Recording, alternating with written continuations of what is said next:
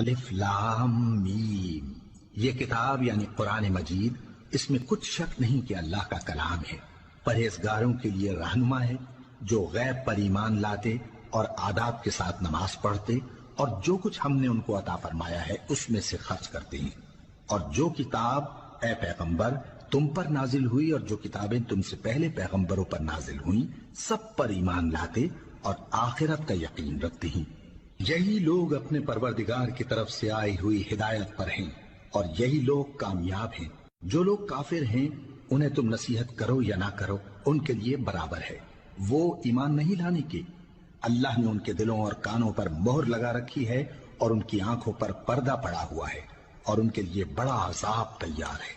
اور بعض لوگ ایسے ہیں جو کہتے ہیں کہ ہم اللہ پر اور روز آخر پر ایمان رکھتے ہیں، حالانکہ وہ ایمان نہیں رکھتے۔ یہ اپنے خیال میں اللہ کو اور مومنوں کو دھوکہ دیتے ہیں، مگر حقیقت میں اپنے سوا کسی کو دھوکہ نہیں دیتے اور اس سے بے خبر ہیں۔ ان کے دلوں میں کفر کا مرض تھا، اللہ نے ان کا مرض اور زیادہ کر دیا اور ان کے جھوٹ بولنے کے سبب ان کو دکھ دینے والا عذاب ہوگا۔